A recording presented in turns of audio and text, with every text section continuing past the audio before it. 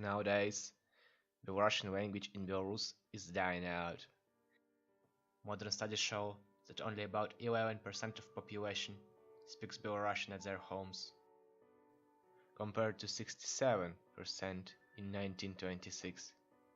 In this video, as I tell the history of this drastic decline, I will discuss the reasons behind it, and at the end, some speculations regarding the future of this language.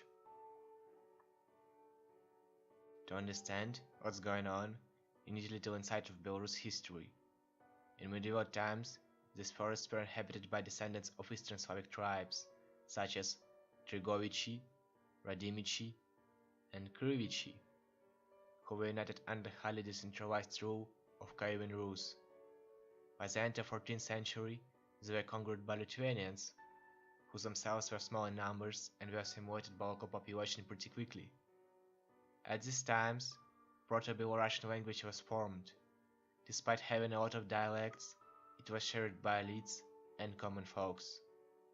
Language acquired some literature till 17th century, but creating of Commonwealth in 1569 eventually led to replacement of Proto-Belarusian language in upper class with Polish language, and to its writing death at the end of 17th century. Cities also were dominated by Poles and some Jews, but 90% of population still lived in countryside, speaking their language. Then, in 18th century, came Ekaterina the Great, fully incorporating the region. After this, followed fighting between Polish and Russian influence over the tongue of local people. Despite small comeback in early 19th century, eventually, Polish language lost due to heavy policies of Russification. Despite Russian attempts, the Russian language experiences a reborn of writing in the mid of 1850s, with having a lot of literature at the beginning of 20th century. From 1918 to 1921, Belarus was caught in a Russian Civil War and Polish-Soviet War, which ended up dividing it between Soviet Union and Second Polish Republic. At the beginning, both countries, trying to get rid of nationalist steam, allowed some liberties. In Polish part, 400 primary and 7 full Belarusian schools were open, as on Soviet side was launched a full Belarsification process. By 1926, 92% of all schools in BSSR were Belarusian, and 31% of university subjects were taught in Belarusian. Even Russian Smolensk had 99 Belarusian schools, but all of this was eventually withdrawn. In Poland, in 1924, all Belarusian schools were closed, land was given to Polish peasantry and officers, and press faced crackdown. This was proved efficient. By 1931, only 890,000 people spoke Belarusian in this area, compared to over a million in 1921. From Russian side, hit came in 1933. Process of Belarsification was officially stopped and reversed. New course was taken on approach to Russian language. Even bigger hit was taken in 1937-38, when a lot of Belarusian writers, scientists and intellectuals were arrested and sent to Gulag via false allegations of espionage and conspiracy to create bourgeoisie Belarus.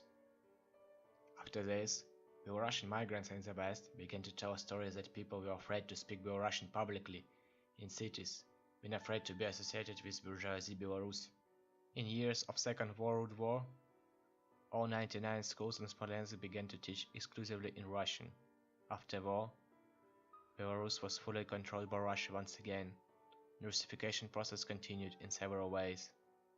First way was to narrow the usage of Belarusian language in public life, and second way was to make Belarusian more like Russian. Both tactics were successfully implemented. The amount of Belarusian newspapers printed in Belarus was sufficiently reduced from 85% in 1950 to 38% in 1970. The amount of printed books in that period was also reduced by 38%. Also, in 1958 was made a school reform, which allowed parents to choose language in which their children will study. It successfully reduced amount of national schools and pupils in them. The reason for that was that parents wanted their children to get a higher education, which always required Russian.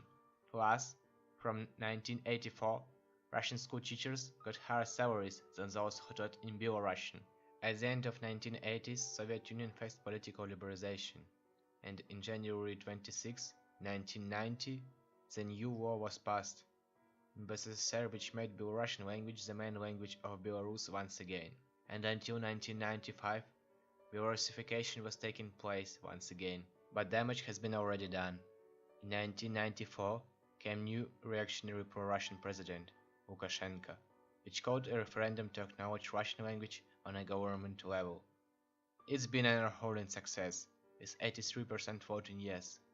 After this, the Russian president took course on aligning itself with Russia, despite Lukashenko's claim in 2010 that government should protect Belarusian language. Nothing had been done. Instead, in 2012, press published a government leak which shows that government is willing to cut spendings on Belarusian language as much as possible. The everyday usage and study of Belarusian language in independent Belarus is declining steadily. Most of people who use Belarusian in their homes are old people who are simply passing out, making numbers even less. If current political climate will stay, we might see a real distinction of Belarusian language. Such an event would completely blur out national identity of Belarus and Russian, but could lead to even more ties with Russia. On the other hand, in case of regime change, we might see a returning to Belarus language. But it would be only possible after distancing itself from Russia. There is a big chance that changes are irreversible. The best example here might be Ireland, whose language got almost extinct in 20th century. After acquiring independence, Irish didn't experience a major reborn. Despite a lot of attempts, only a few tens of thousands of people speak Irish at their homes nowadays. But Belarusian faces even bigger challenge. Its assimilator is a relative language from a Slavic tree, and like Irish and English, which are from Celtic and German language trees, which makes Belarusian dissolve much easier. Nobody really knows what's going to happen, except one thing, that languages will continue to die all over the globe. If you want to see more reports related to politics and situation in Eastern Europe, subscribe to this channel. Next week, I will discuss Ukrainian infrastructure problem and its future challenges with nuclear plants. It was Carpathian report.